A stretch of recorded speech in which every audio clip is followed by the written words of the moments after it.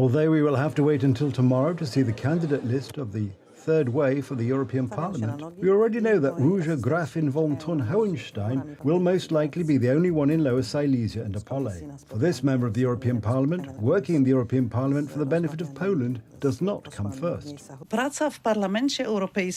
Working in the European Parliament is not the kind of work that many people imagine, that you only work for one region. You work, first of all, for the whole European Union. Secondly, for the whole of Poland.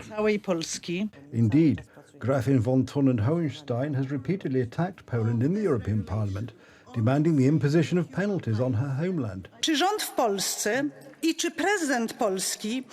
the government in Poland and the Polish president want to expose us to further lost lawsuits, to further costly penalties? Because, after all, we know that the European Commission has a duty to react when the law is broken. And here we are dealing with a violation of Article 2 of the treaty. A surprise on the third way's candidate list may turn out to be Janina Ochojska, who was not on the Civic Coalition's list, as she learned from the media. The likely reason is her stance on defending the Polish-Belarusian border. Now, Tusk's party has changed its mind and is creating itself as defenders of the eastern border against the invasion of illegal migrants. Helping other migrants asking for international protection at the Belarusian border is criminalized, and those providing such support are persecuted. The fence with Belarus should be dismantled, yes or no? It will be dismantled at some point, yes. Ochojska, like Grafin von Thun-Hohenstein, working for Poland in the European Parliament is not the most important objective. The work of MEPs is not to improve the situation in Poland, but to make life better and safer for people in the European Union. For reasons of war, the kind of political war they were fighting with our government, the Law and Justice government, they were ready to put Poland's interests at stake because for them political interests was more important. After all, we get the mandate of a Euro MP from Poland. We are in this parliament to look out for Poland's interests, unless one doesn't feel Polish. I have Polish citizenship. I am not a Pole, I am a Silesian. I am a proud citizen of Poland, but I am a Silesian first and foremost, because that is my identity. And more than 200,000 people in the last census so declared. Łukasz Kohout has abandoned the left and, in order to have a better chance of winning a Euro seat, is running on the Civic Coalition's lists. This has caused fury among left politicians. Łukasz Kohout made the decision that he sits at the right hand of his fatherland, but has moved to the political right. I think it's the voters who will judge these kinds of flips, political mortals that one performs before an election to renew one's mandate. We on the left have a clear moral spine. Robert Biedron knows very well that my father died a few weeks ago and I do not wish for my family to be dragged into political attacks. I think these European elections will also show that this kind of leftism is not acceptable to a large part of the leftist electorate. The leftists elect a place for Sylwia Spurek. Perhaps it's all because of her eco-ideas that directly imply huge taxes on meat, eggs or milk, and then a total ban on related to eating these products. A tax on meat is one of a constant array of solutions that should be introduced. We as humans do not have the right in any way, less, more or humanely, to use animals for anything. Now it is inappropriate to talk about the consequences of the Green Deal, which would lead, for example, to a reduction in animal production. In all seriousness, Ms. Spurek, not wanting to eat her own language, would certainly not fit into this narrative, and it is uncomfortable. Poles should elect representatives to the European Parliament, ones who represent our country and its interests. Adrian Borecki, TV Republica.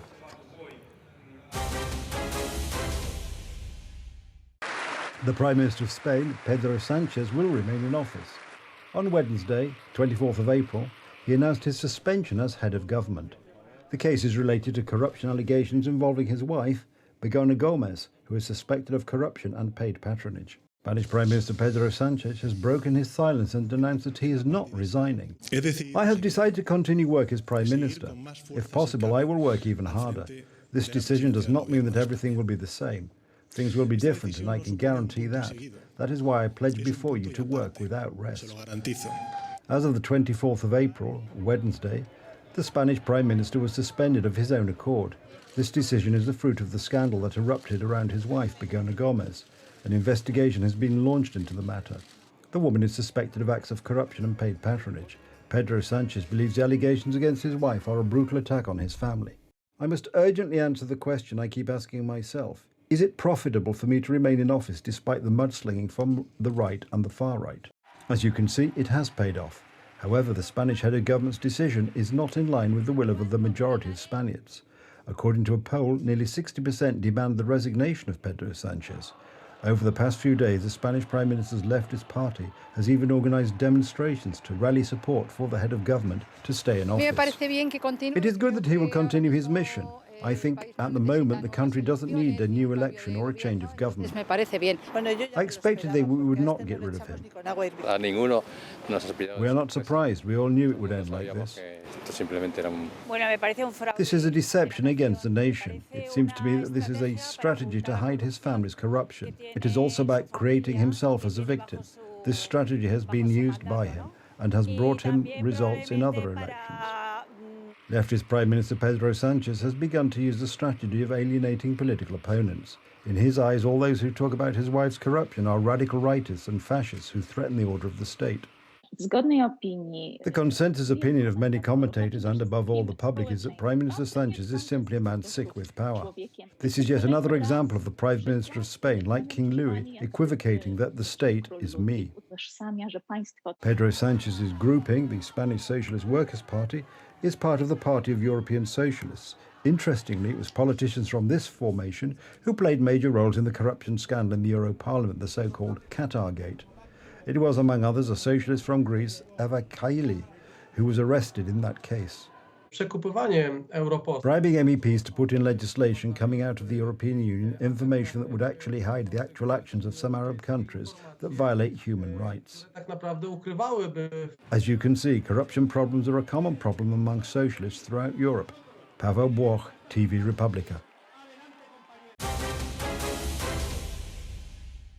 Every day, János Georgi Sraredi gets up at the crack of dawn to commute from Hungary to his job in Vienna, the Austrian capital. As Hungary commemorates 20 years of European Union membership, his daily journey is emblematic of a growing number of young Hungarians who are leaving their homeland for better opportunities within the European Union. Sraredi, a 47-year-old chef, recalls a time before Hungary joined the European Union when commuting to Austria was a more complex process. We were not EU members then. I had to get a visa. I had to go to the Austrian embassy in Budapest and I had to pass a language exam. Despite the challenges, Sraredi and others like him have found that working in other EU countries offers better pay and working conditions. It's cleaner and more orderly here, and our working conditions are also cleaner and more orderly here. The trend of youth emigration is causing concern about the future demographic and economic stability of Hungary. In December, research conducted by the Hungarian OTP FEI Foundation, a youth-focused organisation, indicated that 3/4 of young Hungarians aged 16 to 24 found it challenging to secure employment to start their careers. In addition, half of the respondents predicted that in a decade they would be working abroad. This is what David Juhas, a 20-year-old Hungarian student studying Vienna, had to say about the things that young people find attractive about the EU.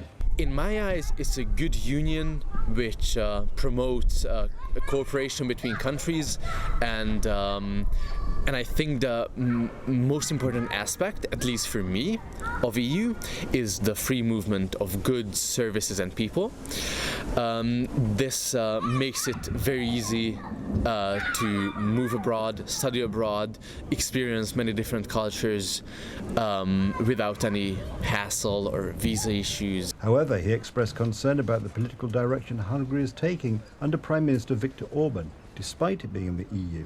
You can feel it in the atmosphere in Hungary that there is something not right with the whole thing, and it's not going in the right direction, and I think that is the main reason why so many young people move out. The political climate in Hungary is another issue casting a shadow over the country's EU anniversary. Orban has long been at odds with his EU allies and Washington over a range of issues, including refusing to send weapons to Kiev and maintaining economic ties with Moscow since Russian forces invaded Ukraine in 2022. The European Union has accused Orban's government of undermining the rule of law, media freedom and minority rights, with the rule of law reforms resulting in the suspension of billions of euros worth of EU funds for Hungary. The discord has led to legal action from the EU and strained Hungary's relationship with the bloc.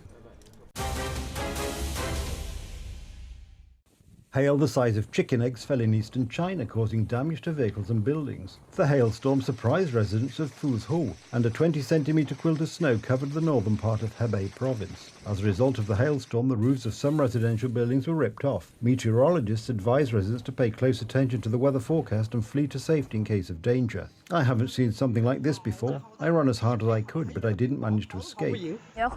It feels like winter is back. Yesterday it was spring and it was warm, and today it's snowing. I have a feeling that something very bad is happening in this weather. In recent weeks, China has been struggling with extreme weather conditions. On Saturday, a tornado hit the city of Guangzhou, killing 5 people, and cities in the densely populated Pearl River Delta in the southern part of the country have been hit by floods after record-breaking downpours.